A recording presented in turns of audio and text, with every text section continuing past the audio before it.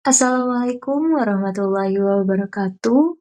Perkenalkan kami dari kelompok 9. Hari ini kami akan mempresentasikan mengenai teori Abraham Maslow.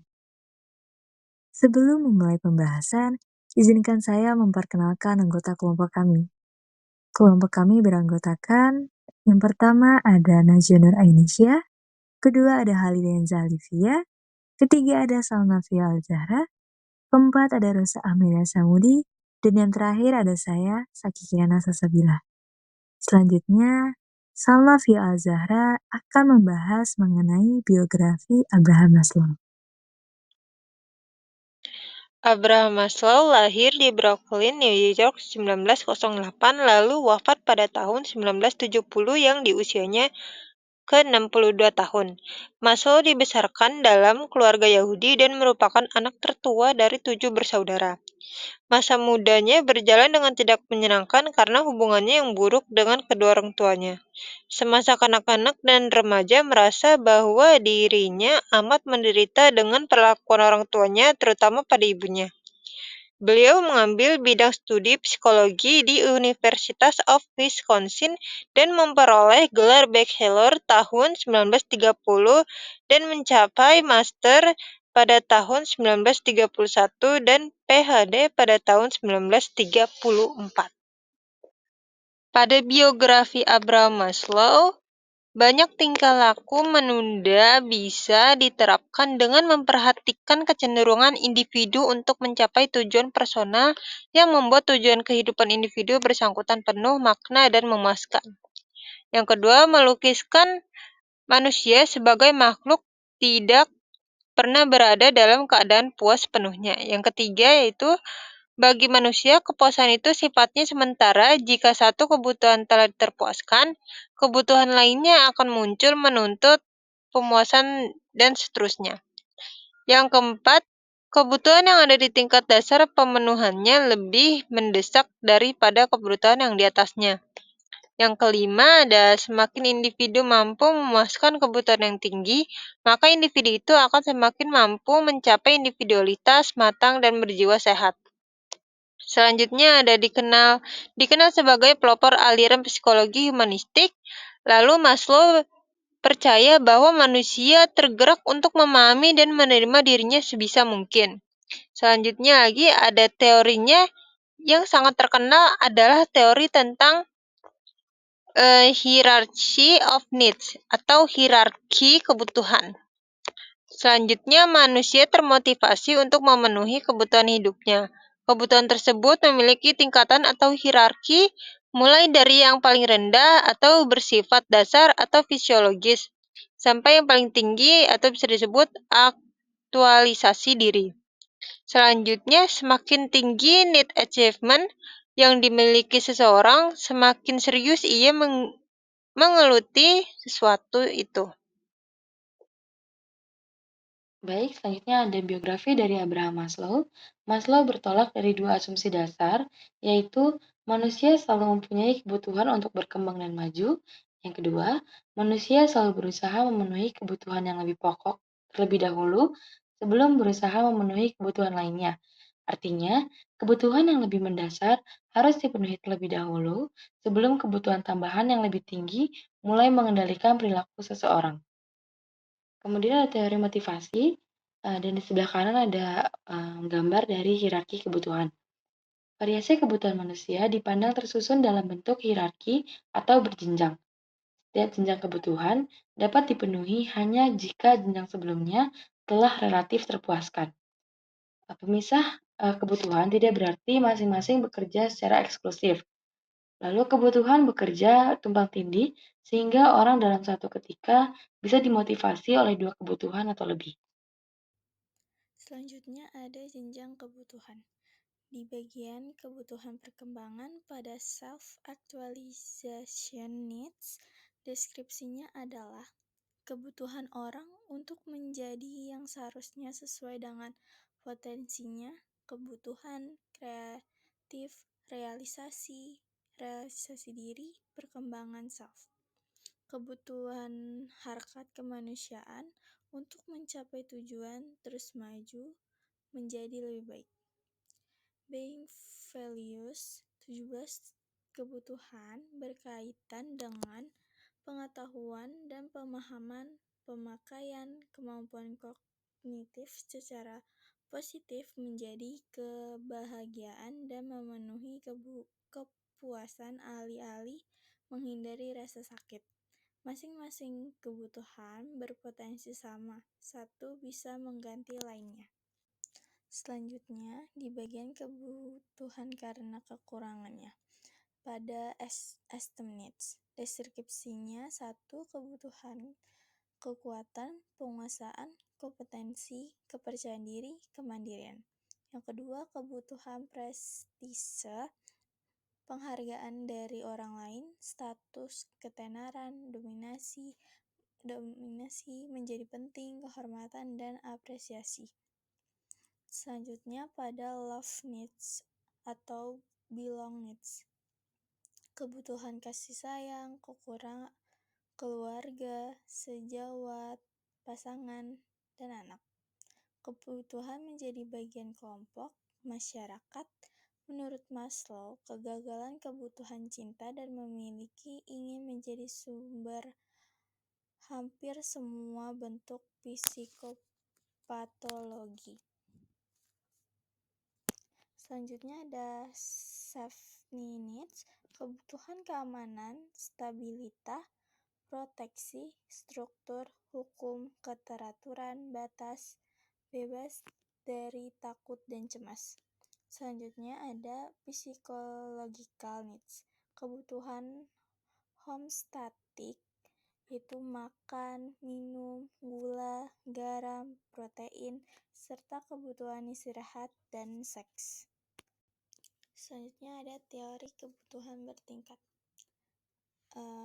Yang pertama ada aktualisasi diri, yaitu mencapai potensi penuh seorang, termasuk kegiatan kreatif. Kedua ada kebutuhan penghargaan seperti prestise dan perasaan berprestasi. Yang ketiga ada kebutuhan akan rasa memiliki dan cinta, seperti hubungan intim dan teman. Yang keempat, kebutuhan keselamatan, yaitu seperti keamanan dan kesehatan. Yang terakhir ada kebutuhan fisiologis seperti makan, air, kehangatan, dan istirahat. Selanjutnya ada presentasi pemuasan kebutuhan. Kebutuhan terpuaskan yang pertama yaitu fisiologis mencapai 85%.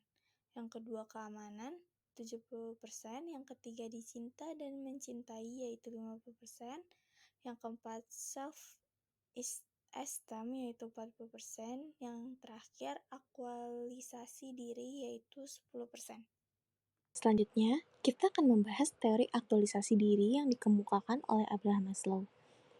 Teori ini membahas bagaimana manusia mencapai pengembangan diri secara maksimal. Menurut Abraham Maslow, aktualisasi diri adalah daya yang mendorong pengembangan diri dan potensi individu. Sifatnya bawaan dan sudah menjadi ciri seluruh manusia. Aktualisasi diri juga mendorong manusia sampai kepada pengembangan optimal dan menghasilkan ciri-ciri unik manusia seperti kreativitas, inovasi, dan hal-hal lain yang luar biasa. Di sini, Maslow menyebut bahwa manusia dapat mencapai puncak pengalamannya saat mereka merasa selaras dengan dirinya maupun lingkungan sekitarnya. Nah, namun, tidak semua manusia memiliki pengalaman yang sama, karena aktualisasi diri sangat dipengaruhi oleh seberapa banyak seseorang mampu mengenali potensi dirinya. Terakhir, manusia yang teraktualisasi biasanya memiliki beberapa ciri seperti kepribadian yang matang, sering mengemukakan solusi, dan mampu mencapai pemenuhan kebutuhan diri tanpa terlalu bergantung pada opini orang lain. Baik, di slide ini kita bisa melihat ciri-ciri individu yang telah mencapai aktualisasi diri. Yang pertama itu mampu memiliki kemampuan melihat realitas secara objektif. Kedua, mampu menerima diri sendiri, orang lain, dan kondisi sebagaimana adanya. Ketiga itu ada spontan, sederhana, dan wajar. Keempat, terpusat pada masalah. Kelima, memiliki kebutuhan akan privasi dan independensi. Keenam, ada berfungsi secara otonom. Ketujuh, apresiasi yang senantiasa segar. 8. Ada pengalaman puncak atau pengalaman mistik pickers dan non-pickers. 9. Ada minat sosial. Ke-10 ada hubungan antar pribadi. Ke-11 ada struktur watak demokratis. Ke-12 membedakan antara saran dan tujuan, baik dan buruk. Ke-13 itu ada rasa, humor yang tidak menimbulkan permusuhan. 14 kreativitas, dan terakhir itu resistensi terhadap inkulturasi. Nah, agar seseorang dapat mencapai aktualisasi diri, ada beberapa kebutuhan yang perlu dipenuhi terlebih dahulu. Yang pertama adalah mengenal diri sendiri. Kedua, menerima diri sebagaimana adanya. Ketiga, menyadari kenyataan diri, termasuk kekuatan dan kelemahan. Keempat, ada hubungan interpersonal yang mendalam juga penting untuk aktualisasi diri. Kelima, penghargaan diri sendiri. Keenam, pemenuhan diri sendiri. Dan yang terakhir itu, persepsi yang sehat dan realistis. Nah, pada akhirnya, individu yang memenuhi kebutuhan ini akan memiliki persepsi yang sehat dan realistis terhadap dirinya sendiri. Hierarki kebutuhan Abraham Maslow. Seperti yang dijelaskan sebelumnya, terdapat piramida hierarki kebutuhan Maslow. Yang paling tertinggi yaitu adalah kebutuhan untuk aktualisasi diri. Contohnya seperti kebutuhan dan keinginan untuk bertindak sesuka hati sesuai dengan bakat dan minatnya. Kedua, kebutuhan untuk dihargai. Contohnya seperti pujian, piagam, tanda jasa, hadiah, dan sebagainya. Ketiga, kebutuhan untuk dicintai dan disayangi. Contohnya seperti memiliki teman, memiliki keluarga, kebutuhan cinta dari lawan jenis, dan sebagainya. Dan yang keempat adalah kebutuhan akan rasa aman dan tentram. Tentunya manusia perlu rasa aman dan tentram dalam hidupnya. Contohnya itu seperti bebas dari penjajahan, bebas dari ancaman, bebas dari rasa sakit, bebas dari teror, dan lain-lainnya. Dan yang paling mendasar adalah kebutuhan fisiologis atau dasar, yaitu seperti sandang, pakaian, pangan, makanan, papan, rumah, dan biologi seperti buang air besar, buang air kecil, bernafas, dan yang lainnya. Tentunya tidak terlepas dari kebutuhan sehari-hari dalam kehidupan manusia. Dalam teori Abraham Maslow ini, tentu saja tidak dapat dipungkiri oleh kritik-kritik. Nah, kritik-kritik tersebut apa aja sih? Kritik-kritik tersebut seperti pengertian tentang kebutuhan yang berjenjang tidak tepat. Kenapa? Karena kebutuhan manusia itu tidak perlu dikategorikan ke dalam 5 jenjang kebutuhan. Nah, kedua itu tidak perlu ada kasta kebutuhan. Maksudnya itu manusia itu kan terdiri dari tubuh dan jiwa. Jadi ada kebutuhan jasmani dan juga ada kebutuhan rohani. Ketiga, penelitian Maslow tentang orang yang dapat mengaktualisasikan diri itu tidak dilakukan secara ilmiah.